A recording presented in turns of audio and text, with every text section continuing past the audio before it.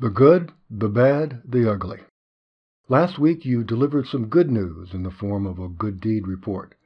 This week you deliver some bad news in the form of a reorganization that's going to cause some employee layoffs. The week after that is going to be the ugly. Only time will tell, and it depends upon your point of view.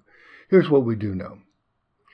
This week you have two assignments. Assignment number one is a discussion board.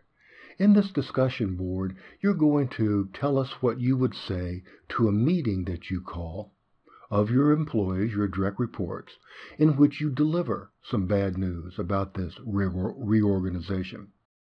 And then, after the meeting, you're going to go back to your office and do the second assignment, which is to write a memo.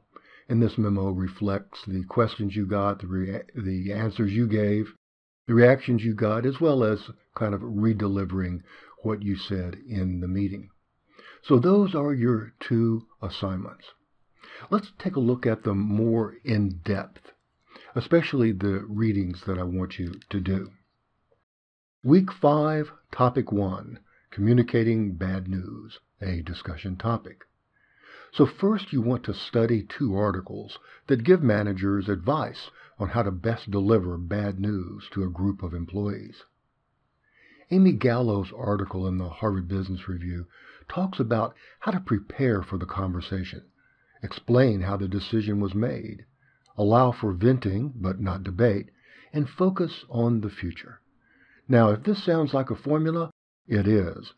Gallo even gives a very short example of how to incorporate the steps of this formula when telling a direct report that she was denied a promotion.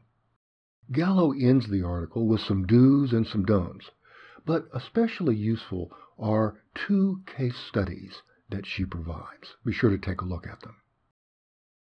The second article, How Great Leaders Deliver Bad News, provides a similar formula.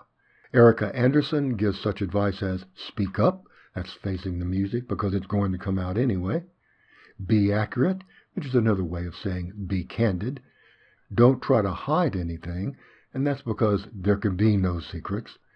And listen, allow venting and answering your questions. And then focusing on the future, or what you'll do next. As you can see, this is the same basic formula as the one that you found in the Gallo article. So your goal is to take this information from the two articles and apply it to this scenario. You are a middle manager at a large technology organization.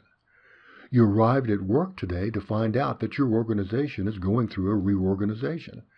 There will be mass downsizing immediately.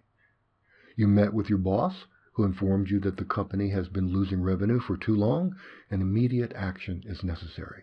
More decisions are to come. Now, your job is not in jeopardy. However, you will lose team members in the downsizing. Your team members are panicked, and you need to step up to address the issue with them. You also need to maintain productivity as you do so. So, you call a meeting to discuss this situation with your team. This isn't an easy message to communicate, but a common one, and so you must be very specific in your messaging. Based upon the two readings, outline your communication strategy with your team in the meeting. In other words, in your DB response, tell us exactly what you will say to them. In your remarks, be sure to cover the following: how often you will provide communication to your team about updates. You need to keep them informed, but not panicked. How will you get your key message across while keeping the team productive?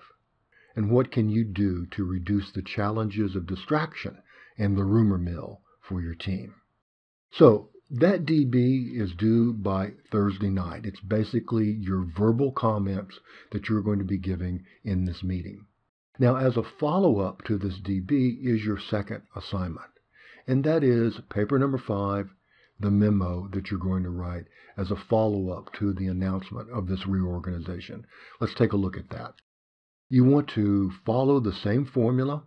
Keep in mind your obligation to be honest and yet positive to keep up morale and productivity. Be sure to divide up your memo using subheadings, as you've been practicing so far in this course. Now, post this memo if you wish for feedback on the DB. And that's pretty much it for week 5. By the way, this represents the last of your short assignments. Beginning next week, when I mentioned the ugly, you'll be focusing on writing elements of your final report, that research-based report that's due at the end of week 8. But in the meantime, sit back, have fun, relax, focus on this week 5 memo and the week 5 discussion board. As usual, if you have any questions whatsoever, please don't hesitate to contact me and we'll get them answered shortwith. Okay, look forward to your work and I'll see you on the discussion board.